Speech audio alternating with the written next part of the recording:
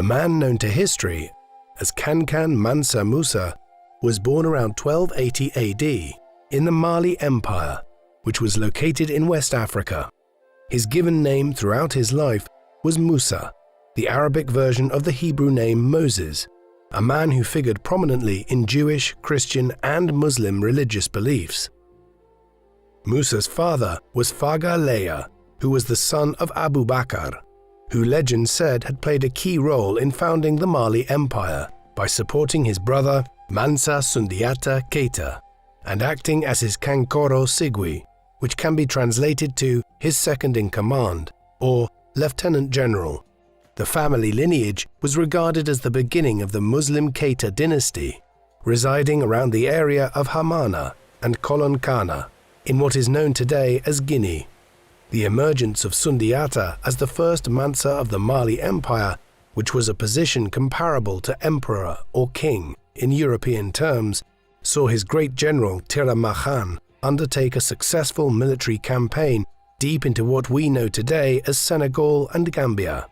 Although the life of Musa's father remains largely unknown, we know that Faga Leya never took the throne himself, but his bloodline would go on to produce 7 Mansas, who would oversee much of the rise and decline of the Mali Empire during the 13th and 15th centuries. Musa's mother's name is believed to be Kanku. There is little recorded evidence concerning her, though women of the Mali Empire in the region of Kanku, who lived in the 13th century, were involved in pottery making, body art painting, traditional medicines, sciences, technology, and cloth making.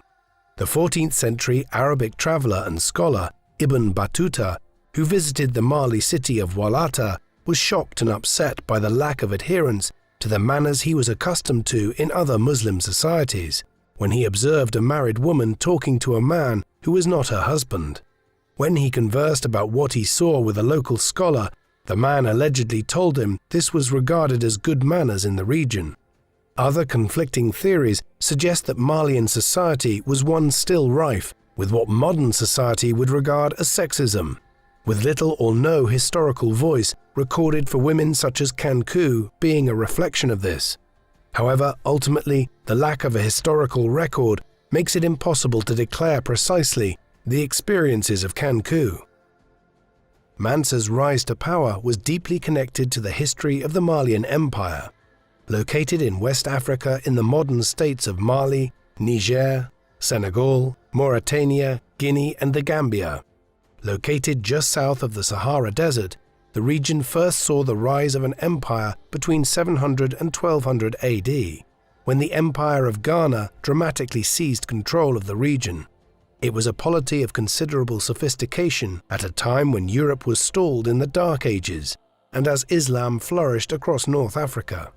Though quickly expanding and prosperous, around 1180 the Empire of Ghana rapidly began to decline as the empire was impacted by droughts, civil wars, and the development of alternative trade routes across West Africa. Meanwhile, the rival Soso Empire grew under the rule of Samaro Kante. As the Empire of Ghana crumbled, the Soso Empire benefited and took large territories in Ghana, also conquering Mandinka territories which were part of what we now know as Mali. The final collapse of the Empire of Ghana and the fall of the Soso Empire came as a coalition of kingdoms united under the leadership of Sundiata, a man who had overcome his poor childhood health and his status as an outcast to become known as the Lion King. Sundiata Keita initially united several small Malinke kingdoms around the upper Niger River, using a well-trained army and taking advantage of a commercially good location in the middle of several trade routes. Sundiata defeated Sumaro at the Battle of Kurna in 1235, which resulted in the birth of the Mali Empire. In 1255, Sundiata is believed to have died after drowning in the Sankarani River, which is still marked today with a shrine that reads Sundiata's Deep Water, although less reliable theories allege that he was in fact assassinated or accidentally hit by an arrow in a public demonstration known as a Gittan. He left several daughters and at least 3 sons, of which 2 were likely adopted from his generals. All of these would play a part in the succession. much folklore and oral traditions about Sundiata's military prowess and strong leadership paint a legacy of a man who was able to establish an empire which united numerous tribes and languages, while introducing new agricultural methods, such as cotton weaving, in addition to establishing laws known as Kurukan Fuga, which were eventually documented and can still be seen in the constitution of modern-day Mali. Mansa Uli succeeded his father Sundiata and has been credited by many for extending the Mali Empire into Walata, Timbuktu and Gao, although this has been contested by other scholars. Around 1268, Uli embarked on a religious Islamic pilgrimage, or Hajj, to Mecca, located in what is now Saudi Arabia. Mecca was the holiest of cities for Muslims, and a pilgrimage to the site was one of the 5 pillars of Islam. Shortly after returning from his pilgrimage, Uli died around 1270, and his adopted brother Wati became Mansa, having fought off his other brother Khalifa, who was also raised as an adopted prince in Sundiata's royal court. The conflict in part arose out of the succession rules not stipulating the necessity of blood lineage to assume the throne.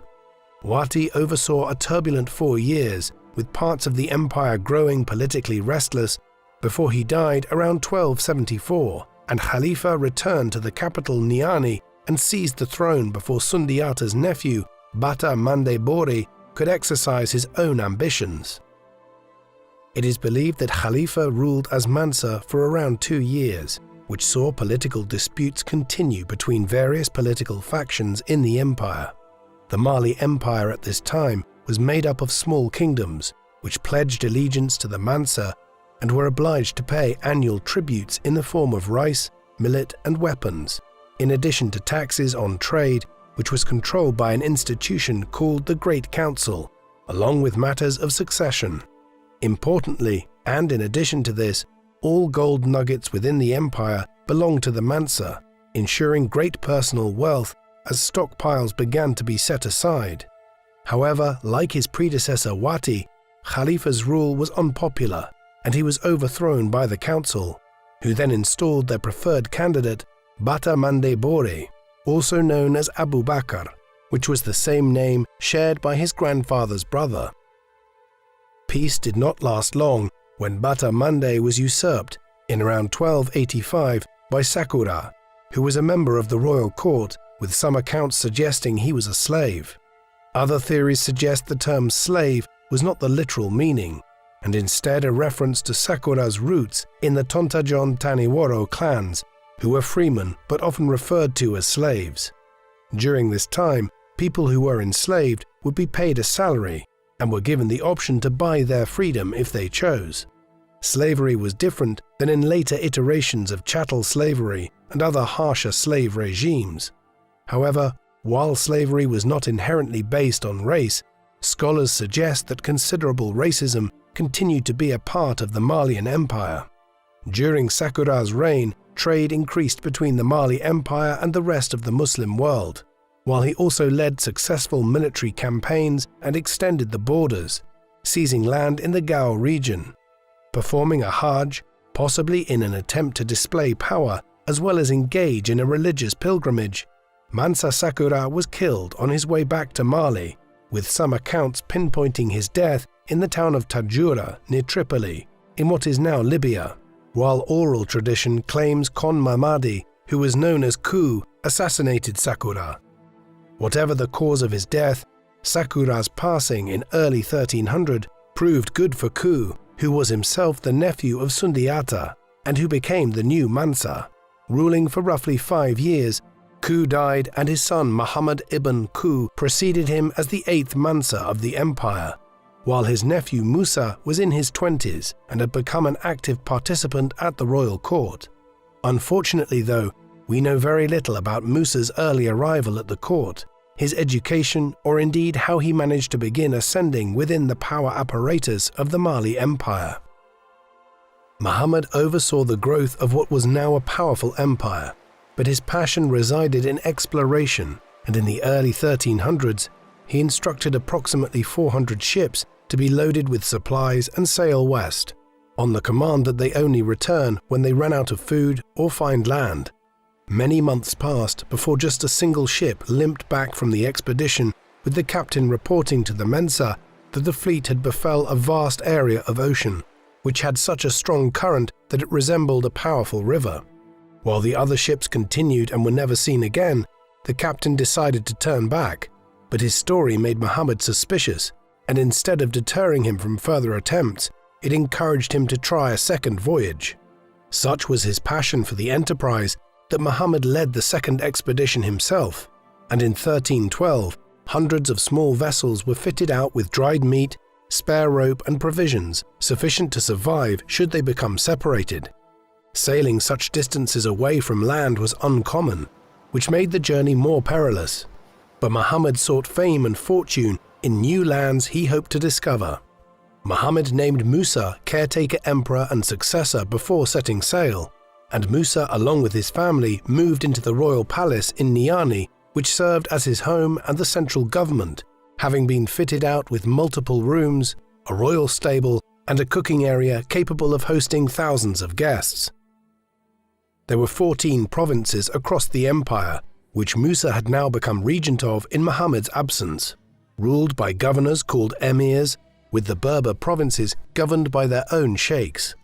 Musa created national honors for these provincial managers, which successfully encouraged devoted service, while he had judges and civil servants to assist with the implementation of his policies. In addition, Musa has also been credited by many to have started the practice of sending students to Morocco to study at the educational establishments there, which benefited from their ties to Muslim Spain, a center of European learning at the time, and a place of education Musa felt far surpassed what he could have provided at home during this period. The Empire of Mali was formed from a kaleidoscope of united local communities, with different customs and languages, which made this a diverse land for Musa to lead. Musa ruled from a black ebony throne on a raised platform in the palace courtyard with 2 giant elephant tusks either side, and held the traditional royal court where crowds gathered to listen to reports from regional governors, military personnel, and legal discussions, which ruled on disputes within the empire. With all the luxuries and duties bestowed on him by Muhammad, with time Musa was recognized as Mansa and was assigned his own Dieli, who served as chief counselor, in addition to a herald and master of ceremony, who would both be his voice by projecting the official wishes and commands. Musa's rise to the throne was determined by the disappearance of Mansa Muhammad's fleet into the Atlantic Ocean. Some historians hypothesize at least part of the fleet reached America long before Christopher Columbus arrived in 1492, while others argue the entire body of men was likely lost in a vast ocean they had never navigated and with ships that were insufficient to make an Atlantic crossing. A third theory contends that Musa conspired to somehow destroy the expedition so that he could claim power from Muhammad, but there is no solid evidence for such claims. What we can be sure of, though, is that this left Musa as Mansa of the Malian Empire in the early 1310s. Many years later, when visiting the city of Mecca in Arabia, Musa explained to an emir named Abu al-Hasan Ali ibn Amir Hajib about how the expedition had vanished.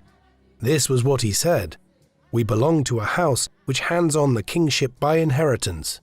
The king, who was my predecessor, did not believe that it was impossible to discover the furthest limit of the Atlantic Ocean, and wished vehemently to do so. So he equipped 200 ships, filled with men, and the same number equipped with gold, water, and provisions, enough to last them for years, and said to the man deputed to lead them, 'Do not return until you reach the end of it, or your provisions and water give out.' They departed, and a long time passed before anyone came back. Then one ship returned, and we asked the captain what news they brought. He said, 'Yes, O Sultan. We traveled for a long time until there appeared in the open sea, as it were, a river with a powerful current. Mine was the last of those ships. The other ships went on ahead, but when they reached that place, they did not return, and no more was seen of them, and we do not know what became of them. As for me, I went about at once and did not enter that river.' But the Sultan disbelieved him. Then that sultan got ready 2,000 ships, 1,000 for himself and the men whom he took with him, and 1,000 for water and provisions. He left me to deputize for him and embarked on the Atlantic Ocean with his men.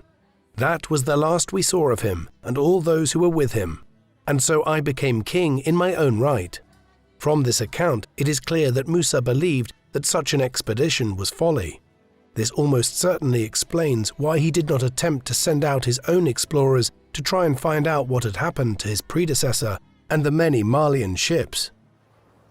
The vanishing of the fleet in the Atlantic left Musa secure from the previous claimant to the throne. He followed tradition and selected his dielis from low social standing, creating a dependency which brought loyalty, while also redefining old friends as equals. In the early years of his reign, from 1312 to 1318, Musa won much loyalty and was viewed as a fair Mansa, which was a much sought-after trait by his subjects, especially compared to the uncompromising approach Wati and Khalifa had taken years earlier.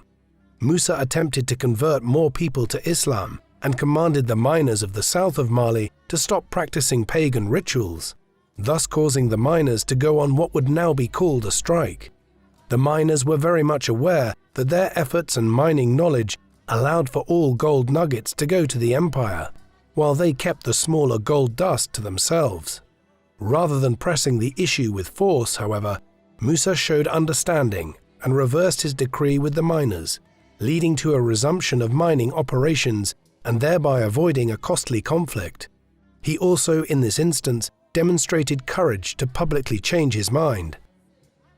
Musa's peaceful resolution with the miners should not be viewed as a reluctance to use force to maintain law and order or to achieve personal gains.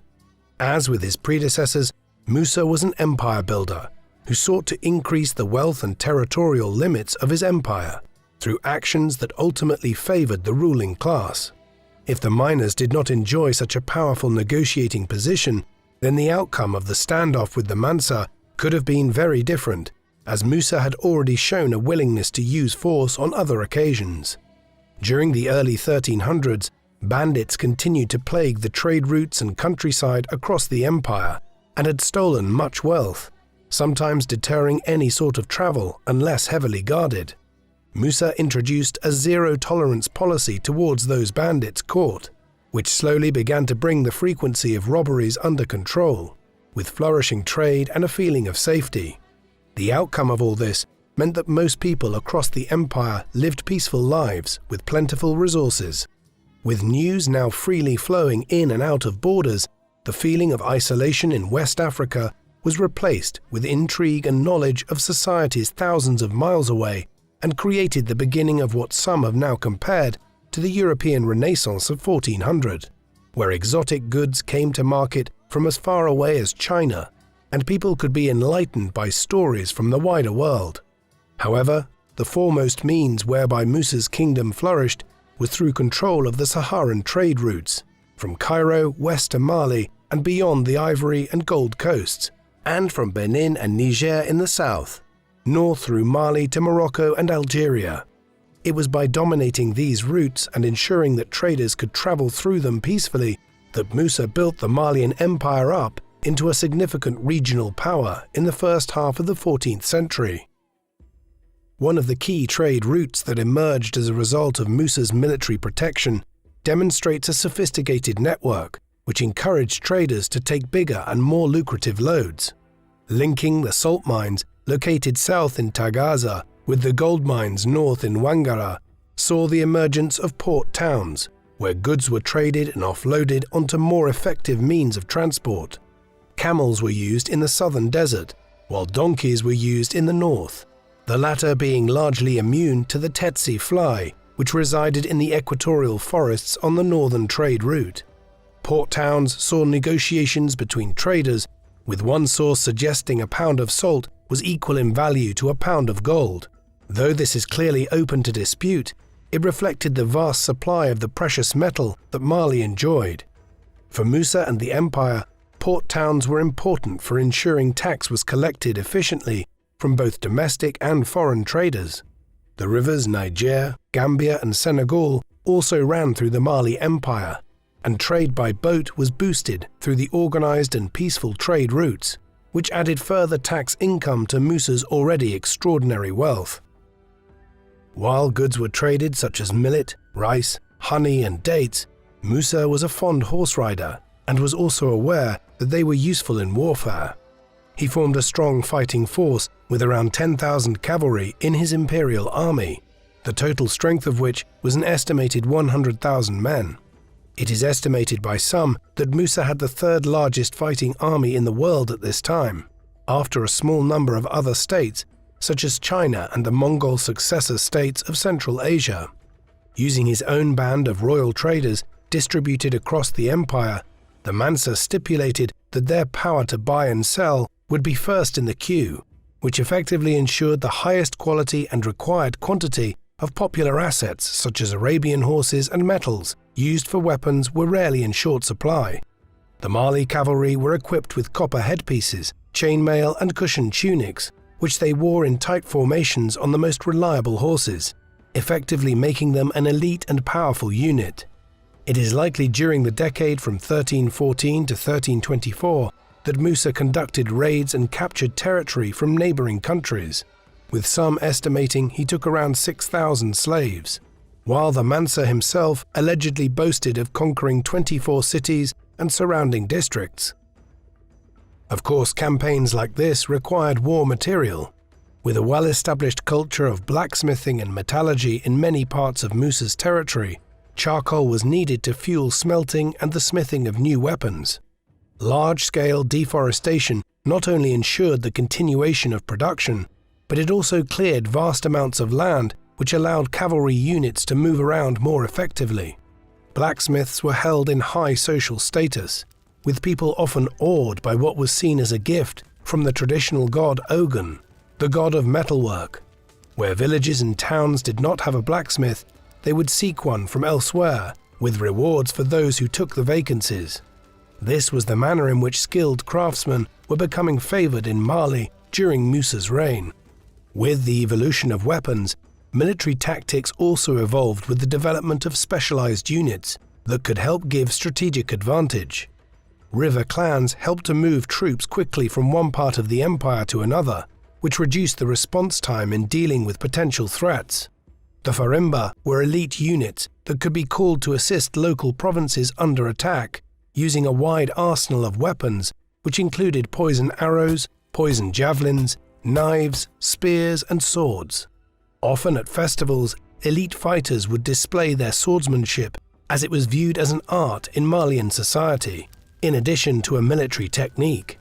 The Farimba were units comparable to European knights, commanding a unit of cavalry which were often deployed in offensive moves for the empire.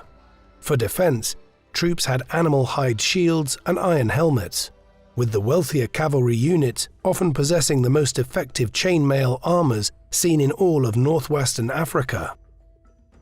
In 1324, about 12 years into his reign, Musa undertook a 9,000-mile journey when he embarked to Mecca, just as the first Mansa Sundiata had done.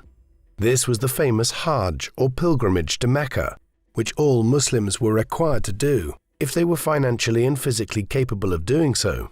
The empire was at peace, and through influence and trade, it was both larger and stronger than it had been prior to his reign, and so Musa decided to travel via land rather than sea in order to demonstrate both power and prosperity to the outside world. The pilgrimage would take Musa through one of the world's largest deserts, follow the coastline of the Red Sea, and finally down the Arabian Peninsula to Mecca. Some sources claim that Musa built a mosque every Friday, and then continued on with his pilgrimage. This would have resulted in up to 2,000 mosques over the course of his life, which would show not only his incredible wealth, but also his religious dedication. Critics of this theory point out that evidence of these buildings no longer exists, and it is almost certainly a myth. But the very fact that such a claim could be made points to the piety of Musa. We know more certainly that many months of preparation for the Hajj would have been required, and when all was complete, Musa had mustered an unprecedented 60,000-person entourage, which included around 12,000 personal servants, 8,000 soldiers, family members and many guests, such as governors all the way down to working people from within the empire. While most pilgrims would complete the journey on foot, Musa set off on a black stallion with gold trappings, with the Mansa dressed in a wide pair of trousers which were not only made from an exclusive lavish material reserved for him, but through the width of the material demonstrated his high social status as per the custom in Mali. The crowd cheered the caravan farewell, beholding a colourful spectacle with lavish bold colours and jewellery adorned by many, while in front of Musa were 500 selected servants walking in a column and carrying splendid 4-pound gold staffs, while a number of guides were dotted around to navigate the route. Logistically, it was a huge operation, with hundreds of camels and horses extending for long lines, laden with supplies such as food, water, tents, tools and clothing, while around 80 camels carried 80 pounds of gold each, which would serve as gifts or currency to resupply, where required, along the journey. As the sun set, the caravan had left Niani behind and was moving through the grasslands where Musa and his guard could peel away from the main body on trips and easily rejoin with their horses, moving much quicker than the main body.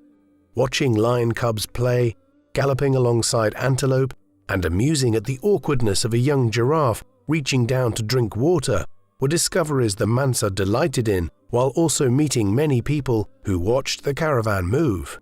On one occasion, upon finding a baobab tree which were known to hold water in the soft bark, Musa discovered a man who had fashioned a workshop within the tree where he loomed cotton in the cool of the shade, which was a story the Mansa retold. Such was his curious nature and his interest in economic and technological development. With the Sahara Desert replacing the lush grassland, the first major challenge for the caravan was upon them, as temperatures rose to highs of 58 degrees centigrade and fell sharply below 0 degrees centigrade at night. In the barren landscape of rocks and sand, each person required a gallon of water a day, while camels drank 25 gallons in the space of a few minutes, storing it for many weeks. Wherever possible, water supplies were topped up at the few pockets of water that were discovered, with Musa's servants undertaking continuous loading and unloading of the pack animal supplies.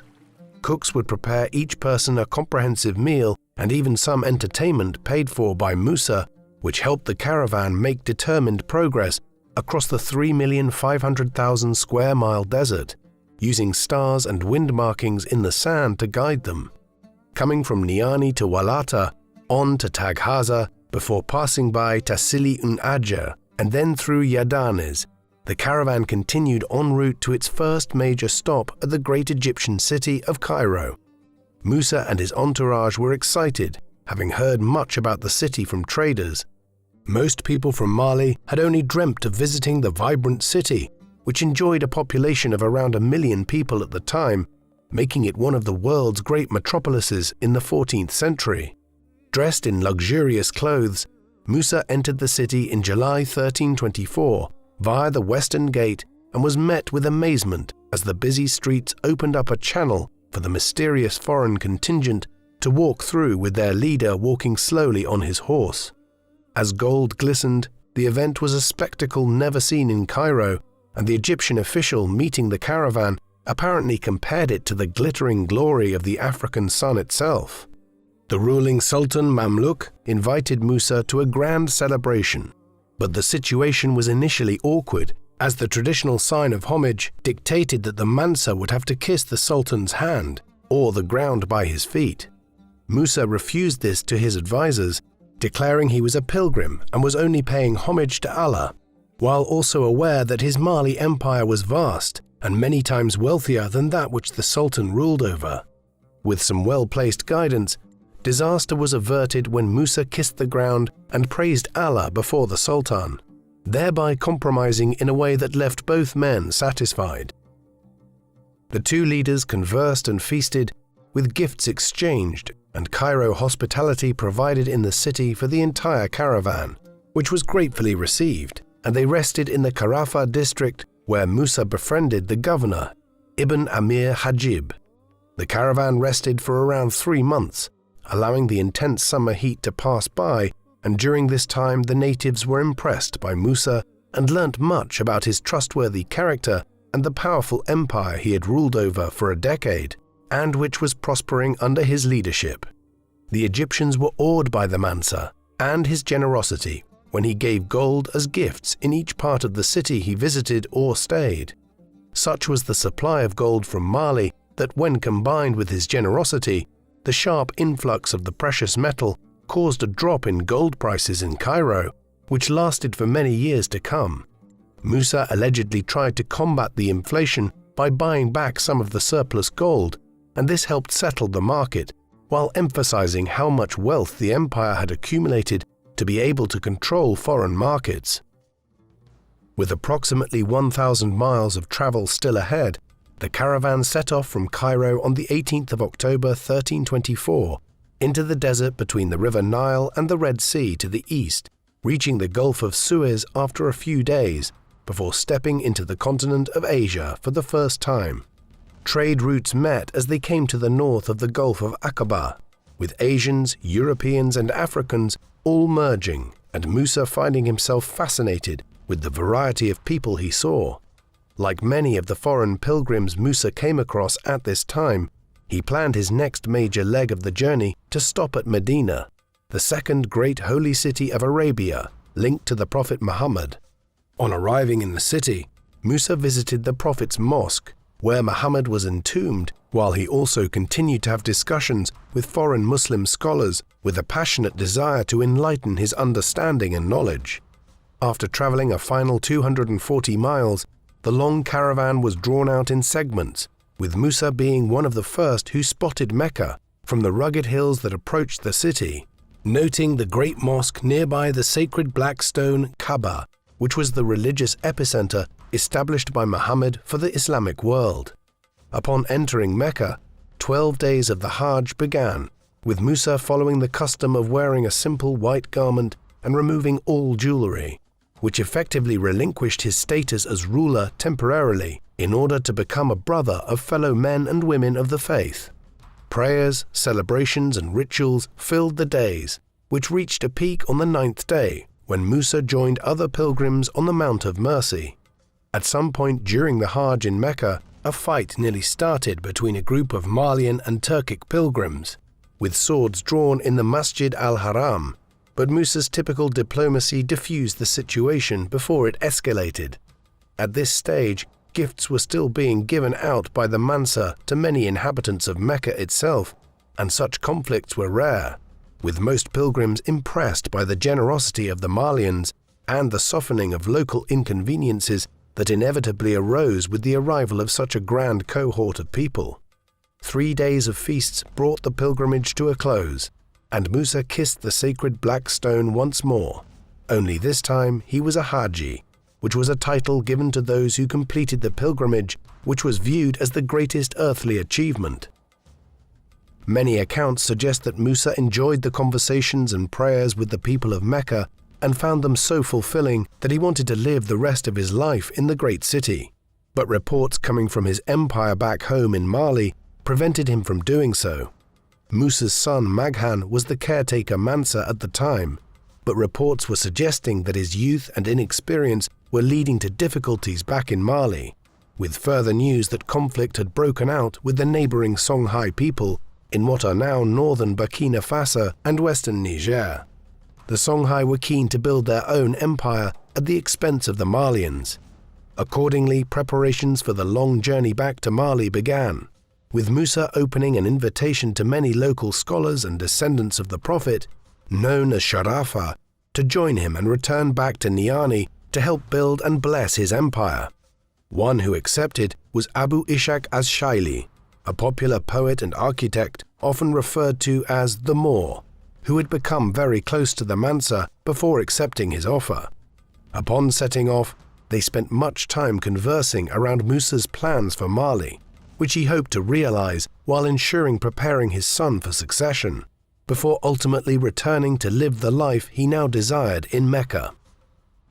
By the time the caravan reached Cairo, news of their first visit had spread far across the known world, with European and Asian traders and explorers waiting to see Musa's wealth firsthand. Many were there to try and unlock and perhaps enjoy the wealth of the secret trade routes which were hidden by the Sahara and by the very protective West African traders keen to protect their monopolies. To maintain secrecy, traders who knew how to reach the gold mines of Mali would never meet with fellow merchants in person. Using drums to communicate and negotiate, supplies and payment were left on the outskirts of forests, which meant the gold routes were left unknown to the wide world. In addition, Christians were restricted and could not travel to the Muslim kingdoms of Africa because of conflicts through the Crusades, and so Mali was known as wealthy and powerful, but its whereabouts was not accurately mapped by the Europeans for several centuries yet to come. As the caravan made its way to Cairo, there were reports of some Malian pilgrims dying from the cold temperatures, through starvation or at the hands of bandit raids, which were impacting supplies and proving difficult to defend, given the enormous distance the caravan of people had traveled across. The second stay at Cairo was therefore brief, and Musa used it as a pragmatic resupply of essentials before the second challenging trek across the Sahara. Due to stories of his immense wealth and abundance of gold, haggling for these supplies often ended in extortionate expense, with Musa having to rather embarrassingly loan money at a high interest rate, as he had spent much of the gold bank carried by his servants. For every 300 dinar borrowed by Musa, he would go on to pay back 700 dinar when he had reached his central funds back in Mali, with many traders seeing the leader of Mali as rather naive to the market rate of certain goods. Many of Musa's wives had traveled with him, which was customary, and his senior wife, Inari Konate, complained of her discomfort, having been smothered in the dirt and dust as they set off through the desert sands, while she allegedly had a dream of a river placed in front of them in the Sahara by the grace of Allah. While camped one night, Musa responded to his wife when he instructed one of his head servants, Fabra, to organize a trench 1,000 meters long to be dug with a surrounding wall for discretion, before filling it with water from a nearby oasis. Using wood rubbed in hariti nut oil, a smooth channel kept the water in what resembled a river in the desert, much to the amazement when Inari woke along with her 500 women in waiting, who all went ahead and plunged into the water. Slowly, the caravan continued across the desert.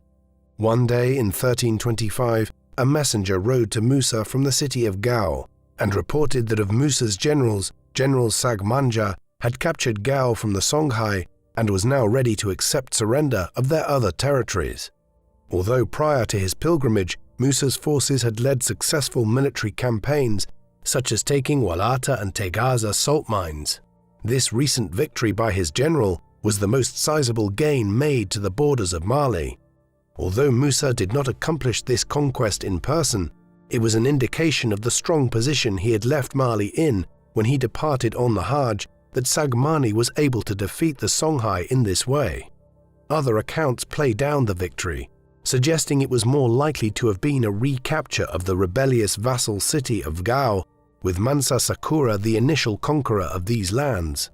Whatever the circumstance, it was important and fed a desire in Musa to become personally involved in this great victory, consequently instructing his guides to change his returning route and take the caravan south to Gao, where he would receive the submission direct from the king of Songhai himself. Some theories suggest that Musa had always planned to annex Gao and the Songhai lands, but in a display of political intelligence, he waited to send orders to do so until he was on the return leg of his pilgrimage, as he was aware of his Moroccan neighbors' ambitions to invade those areas. Egypt, Morocco, and the Empire of Mali were at this time jostling for control of the lucrative trade routes of North Africa, and Musa showed a desire to maintain diplomatic relations rather than force a long and damaging war. As was typical in his military victories, Musa let the defeated kingdom continue to run their own internal affairs, while Mali would control military and foreign affairs with a tribute from the vassal state also agreed formally. As such, this was a form of decentralized feudal rule. To the inhabitants of Gao, the sheer number of people arriving in the lavishly dressed caravan, led by the Mansa riding proud on his black stallion, would have left them in no doubt of the sheer power that those who had conquered them possessed. Musa was a good diplomat who realized that insulting the defeated king would serve no useful purpose, and so negotiations were respectful, albeit dictated by the Mansa. These saw the Songhai Empire absorbed into the Empire of Mali, with a large proportion of the city enslaved and sent to work in mines or for military service, although they could eventually purchase back freedom with wages should they wish. As was common, 2 children of the Songhai king would also be taken as well-treated hostages when Musa came to leave, but not before he explored the city. Upon discovering the main mosque in Gao had a straw roof, Musa summoned his architects and tasked them with building a mosque which would possess more beauty and extravagance. With the design and construction, it was through this new mosque that Musa introduced a new style of architecture to this part of Africa, which saw a tall, sun-dried bricked building of a kind soon to be called Malian style, a type of architecture that would be admired for hundreds of years after. With thick walls that ensured the buildings were kept cool, and easily repairable palm beam and mud-based building materials, the urbanization of smaller communities brought a better quality of living for many. With this done, Musa led the caravan out of Gao and followed the river Niger further into the old Songhai Empire, which the Malians had now conquered, and soon found another key city which was now part of their Mali Empire and which was at its peak. Mansa was said to be impressed with the position of Timbuktu, which saw merchants traveling up and down the water, carrying goods and people on traditional flat-bottomed canoes up to 66 feet long. As in Gao, Musa was not impressed with the city's mosque, and once again planned the building of the Jingueraba Mosque, along with the development of an educational establishment here, the forerunner of the University of Sankore, which became a renowned establishment of learning for black African scholars alongside students from as far away as Europe, as the city blossomed into a center of Islamic education as well as a trading center. Musa staffed the university with jurists, astronomers, and mathematicians, while he cemented his rule over the city by building a palace for himself, using architects from the Spanish Andalusia region. The architecture of the mosque and educational establishment is worth elaborating on. It was built almost entirely of earth, straw, fiber, and other organic materials. Only the minarets were apparently reinforced using limestone blocks. Despite this, the interior and the 3 courtyards were able to fit in the region of 2,000 people. Moreover, even though it has experienced some damage over the centuries, the mosque is still substantially intact today and is a UNESCO World Heritage Site. It is a striking statement about the ingenuity of the Malians in the early 14th century, that they were able to build such a clearly robust and sturdy complex out of such rudimentary materials in a way which has nevertheless allowed it to stand the test of time. This would become one of the crown jewels of Musa's new city, Timbuktu. Its capture in the mid-1320s led to it becoming the foremost city of the entire empire, as Musa identified it as being of immense value in its domination of the trade routes across the region, and also its ancient heritage. A settlement had existed here since the 5th century BC, during which era it had probably benefited through second-hand or third-hand trade with the Romans of Mauritania to the north. The settlement thrived in the first millennium BC on the back of new trade connections to the Arabs and Berbers of North Africa, but also because of the development of extensive gold mines and salt pans nearby. Its location some 9 miles away from the Niger River gave it river access, while it was far enough from the core of the Sahara Desert in cooler medieval times for it to be a center of agriculture as well. More somberly, it was also a major center of the trans-Saharan slave trade in ancient and medieval times. Thus, the new city which came under Musa's rule in the mid-1320s was one of the most important trading and cultural centers in all of northwestern Africa. His decision to make it an education and religious center assured for it the reputation which it holds as a heritage site down to the present day. Along with his wife and a selected number of people, Musa decided to complete the final leg of the journey back to Niani via purpose-built barges which meant it was a more comfortable leg of the journey. Arriving at the capital, the Mansa was met with celebration and much joy, with stories of the pilgrimage preceding Musa's arrival and stirring his subjects joyfully. True to his word, in the months that followed, Musa, together with many of his new foreign friends, went about developing the capital and built the Hall of Audience, which was adorned with arabesques of bold, lavish colors, with gold window frames, all cut with stone and surmounted with an impressive dome.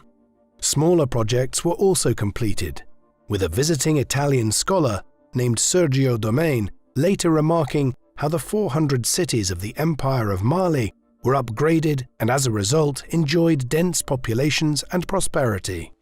Musa spent a lot of time after his return speaking with Mahgan and his senior governors, perhaps reaffirming his desire to prepare his son to become Mansa full-time, so that he could return to live the rest of his life in Mecca. However, with fulsome first-hand accounts of his successor's poor leadership now coming to light, Musa knew his plan to leave Mali would risk the collapse of what was now one of the biggest empires in Africa. Through a network of regional governors, supervisors, city leaders and diplomats, the local leaders were largely content within the empire. Although sporadic conflict had to be occasionally dealt with, such as the Kingdom of Mossi invading Timbuktu in 1330, which was quickly taken back by the Mansa and reinforced with a stone fort. Having accepted that he would need to stay in Mali, Musa immersed himself into the exploration of science, arts, history, and Islamic studies, which he had discovered on his pilgrimage. Many more mosques were commissioned to be built, which became small centers of education, and the population of the empire became more literate and enlightened, with students now remaining rather than being sent to Morocco as was tradition. The empire was no longer cut off from the world by the Sahara, as the pilgrimage created strong ties to Egypt, and foreign embassies combined with traders seeking fortune had ensured a continuous exchange of dialogue. Musa had put Mali on the map in what would become known as the Golden Age, and although the attention from outside was beneficial, it also created some awkward conversations, such as when the Sultan of Egypt asked the Mansa where the vast gold supplies he had displayed in Cairo came from back in his homeland. Ever the diplomat, Musa would respond to such challenges with the story that the gold grew on plants in a corner of his empire, and that those people that grew it possessed strange powers which protected their harvest from outsiders who, if they were to come and pick a plant, would cause the plant to wither and die. Musa was politely telling people that the supply of gold would continue from Mali, but outsiders should not attempt to interfere with it. The location of the mines were to remain a secret, and the topic should be dropped. It is believed that in around 1337, aged around 57 years, Mansa Musa died of unknown causes, having just sent an envoy to his Moroccan counterpart, Abu al-Hassan Ali, to congratulate him on his conquest of Tlemcen in Algeria in May of that same year. It is believed that Abu al-Hassan's reply was received after Musa had died, while other sources suggest his death was actually 5 years earlier in 1332, and the congratulatory envoy was in fact sent by Musa's successor Maghan. Some suggest Musa left behind at least 4 wives and multiple children, as it was tradition to support multiple wives and often illegitimate babies were born. However, only the existence of his spouse Inari and his heir Maghan was sufficiently documented. In what was a break with tradition, Musa picked his son and not his brother Suleiman to succeed him, which raises many questions on the political situation at the time. With Maghan acting as heir when Musa was on pilgrimage, this suggests that this succession was probably not a surprise to many people. However, it could also be argued that many regional leaders would have looked at the new Mansa with some level of disapproval. Ultimately, Maghan was Mansa for just 4 years following the death of his father, with the most significant development in 1340 when the Songhai in the east of the empire asserted independence from Mali, having been previously subdued by Musa. Meanwhile, raiding parties from Mossi horsemen from the Upper Volta saw Timbuktu terrorized along with surrounding cities. Maghan averted losing the cities, but the security that was enjoyed during his father's reign had already degraded by the time Musa's only recorded sibling, Suleiman, succeeded to the throne in around 1341. Reigning until his death in around 1359, Suleiman was widely regarded, along with Musa, to have overseen the Empire of Mali at its peak, continuing foreign diplomatic relations with regions such as the Marinid Sultanate and other North African kingdoms. Some accounts suggest Suleiman did not have the influence that his brother built, and in around 1352 he accused his principal wife, Kassa, of conspiring to overthrow him, which reflected divisions in his court and amongst local leaders. Suleiman died in around 1359, with his son, who was also named Kassa, succeeding to the throne, but only reigning for 9 months before his cousin and Magan's son Jatta led a successful rebellion in what became a civil war. In the conflict and the confusion that followed, the vassal state Jolof took the opportunity to break away from the Mali Empire.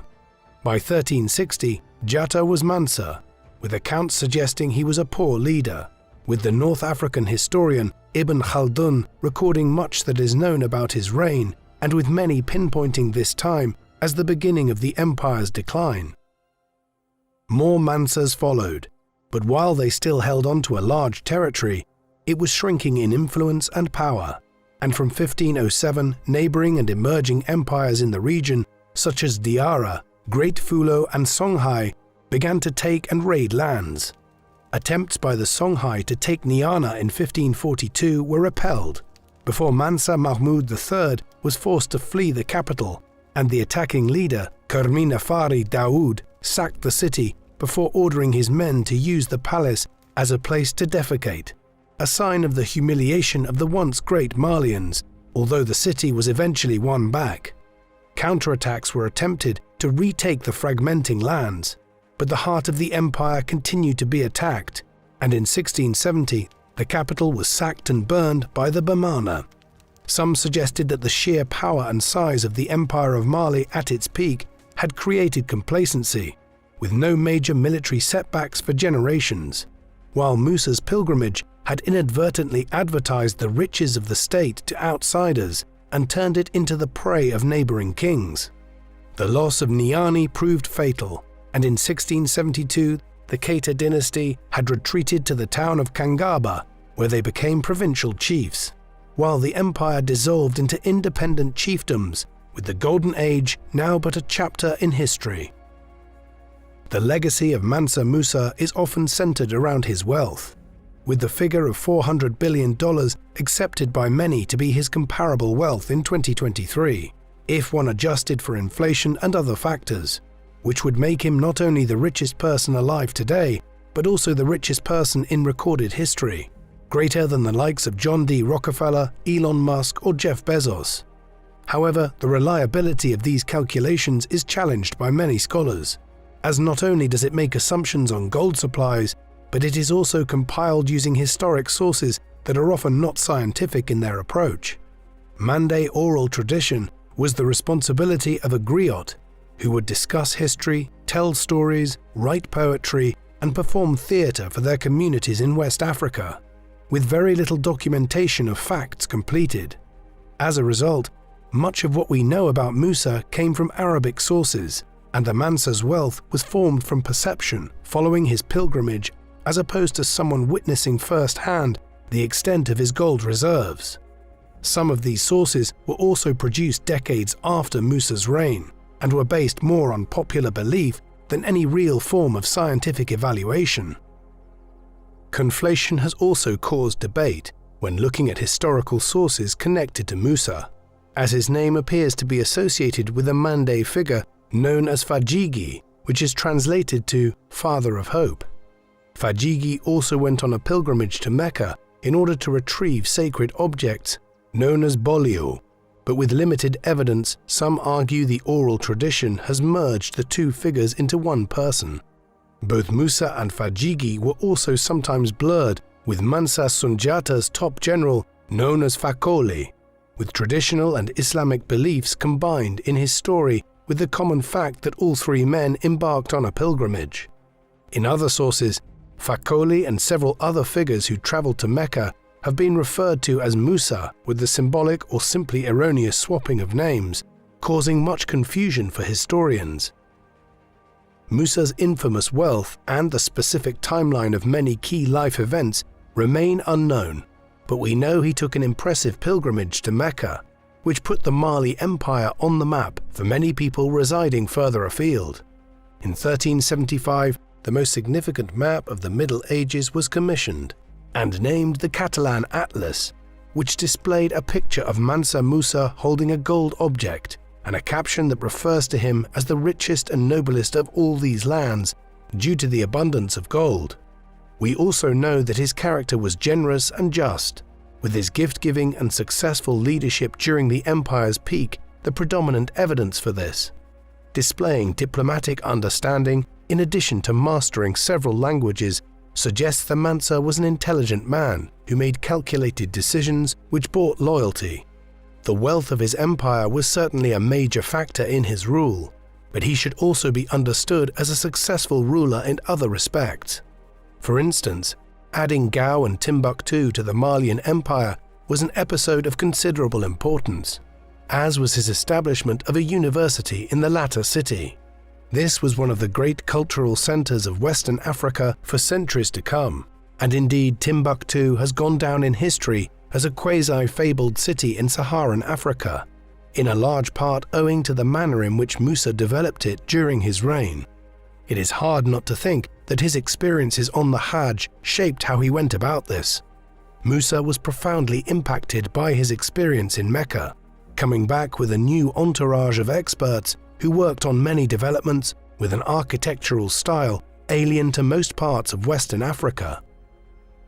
Still relevant today, Musa's story has inspired his inclusion in computer games, such as the Civilization series, while in the 2018 film Black Panther, Musa's legacy inspired a character in what was a Hollywood success, making over $1.3 billion at the box office.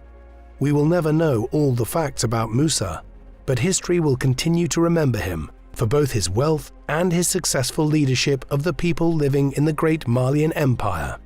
Popular culture in the 21st century even sees a track called Mansa Musa appear in the third album of rapper Anderson .Paak, where the artist talks of his great wealth and power. And so Mansa Musa continues to live on, through both fact and folklore, as a quasi-mythological ruler around whom so many myths and tales have been built up.